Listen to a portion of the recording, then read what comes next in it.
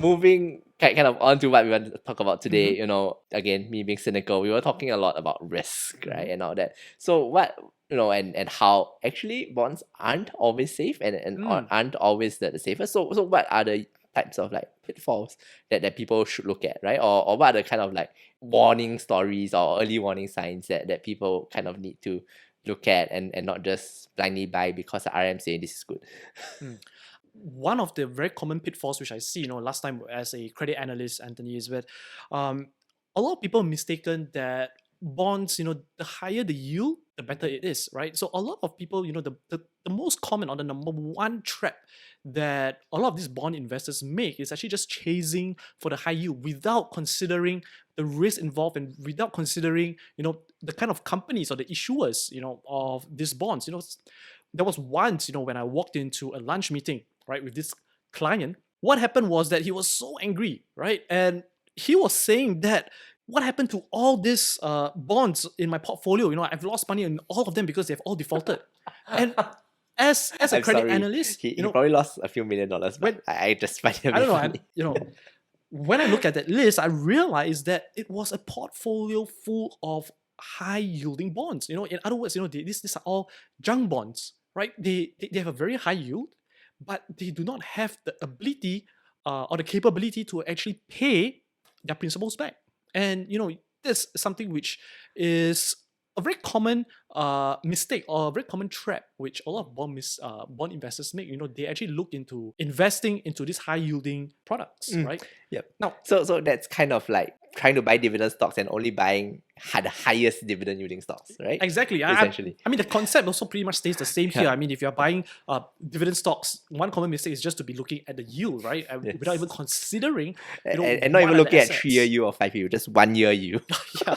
Absolutely. Now, the next thing which a lot of people they tend to actually ignore is actually diversifying their portfolio, because a lot of times people actually buy bonds thinking that they are really safe, but of course they might be chasing the highest yield, but they might only be just buying one or two of these bonds, and as a result, it actually cause a huge loss to their portfolio if any of these bonds default. Having to actually diversify bonds, your portfolio of bonds, is very, very important, and there's not a lot of investors are doing this enough. But that's kind of a problem, right? Because I mean, your minimum stake is 250K one bond.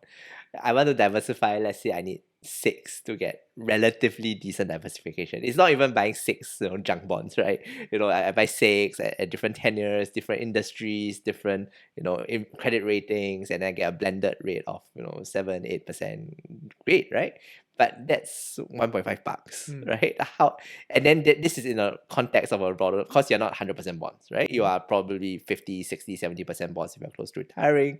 So that means that you have a $2.5 portfolio total. How many people are there that can actually get proper bond diversification, right? And I think maybe we can talk a bit about other products later on that can give you this sort of diversification without having that minimum ticket size. Yeah, I mean, right? if you look at it, that's a very, very big concern, right? Because bonds are $250,000, and unfortunately, in this part of the world, you don't really have a much smaller size. I mean, one good access to having smaller amount is actually looking at retail bonds. So there are a couple of retail bonds out there where investors can actually buy, and that is in a small amount of $1,000 for 1 unit of bond. Another way you can do it is through a bond fund, right? Where you invest in a fund or the fund manager who buys into a basket of bonds. So that's one other way which you can look at. Now, there is also brokers who also specialize in taking that $250,000 and breaking up, into very small amounts, right? So you can actually look out for some of these brokers. They need to come sponsor our show, man. That's all I'm gonna say.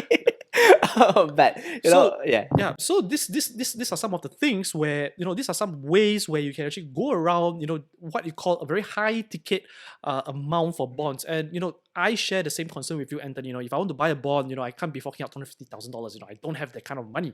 But if you're asking me, $1,000 or $10,000, that's fine. And I think that's one good way, to either look at funds or look at retail bonds. I think Singapore government bonds also allow you to actually put a smaller amount of money to invest in Yes. bonds. Yeah, so I was gonna say, like, in the Singapore regional context, it's like SSBs, although there's a cap there, government securities, no cap there, so much better. But the whole retail investing space or corporate bond space, I think that's kind of been limited to only it's not just AIs, right? Because AI is $1 million. You can't get a diversified portfolio of individual bonds with $1 million, right? That's not gonna happen. So you need people a lot more than that. Well, you can always run a business, and then you can always accumulate a few $1 million to buy your portfolio of diversified bonds. I was gonna ask, right? Does blockchain solve this? But wrong show.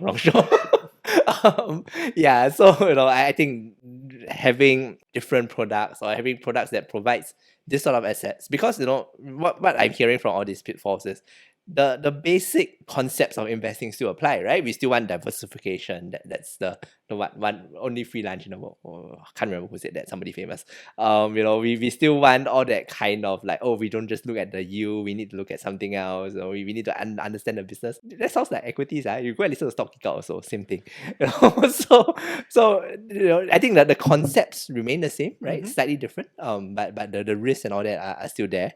So yeah, if any interest, I think we need to look out a bit more for like interesting products and all that that can fulfill, right, this kind of basic concepts and basic risk management of investing rather than individual bonds. So yes, anybody with interesting products out there, again, please let us know. Give us some money to sponsor us. That'll be great. We'll talk about you. Yeah. I mean, because I also want to buy, right? So Yeah, I mean, a lot of people they tend to view bonds the wrong way. Wrong in the sense where it's a lot like driving a Ferrari or Porsche, right? If you want the Fast and Furious, you drive a Ferrari and a Porsche, right? But if you're someone who wants to be comfortable with a regular set of income, you want to be safe, you want to sleep soundly at night, you wouldn't want to be driving a Ferrari or Porsche. You would want to be driving at least, say a Volvo or at least a Toyota Corolla, right? I was gonna say Volvo, safest car on the planet. 6-star safety rating. not sponsoring us also, by the way, but yes. So I think it really depends on how people actually see it. So a lot of times they actually press, they actually press on the gas pedal the wrong way, right? So you are pressing the gas pedal on different cars, right? If you are going to be a growth investor or a growth investor or a value investor, you want to have that kind of strong capital appreciation, and maybe you want probably a Ferrari or Porsche, works for you. But, if you're someone who says, I'm not going to bother about what's going to happen in the market, I want to be safe as possible. I want to make sure that I am able to put in, if I'm able to put in $100,000 today and I want to make sure to get back that $100,000 tomorrow, I wouldn't want to be driving a Ferrari or Porsche. I want to be driving something else, right? Something more comfortable. Yeah, or I mean, even just thinking about it, right? If you are just kind of saving up for your uni fees, 6 years, 10 years, your kids' uni fees, right? 6 years, 10 years down the line, you don't need 20% returns, right? It's kind of, you are setting aside your lump sum now, and you want it to slowly accumulate and grow to reach your target sum in 6-10 years.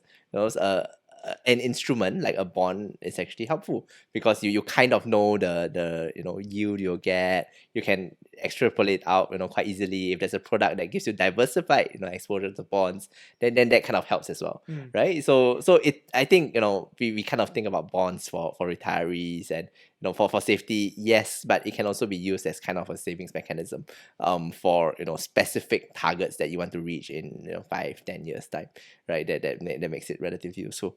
Okay, good. Now I know all these things about risk about bonds, but then sometimes you go read a bit and then you get a bit confused, right? Like, they say about cocoa, not coca, not steamboat, cocoa. Yeah. not cocoa crunch also, right? Got convertibles, got perpetual, they pay you 5% forever, cannot be what.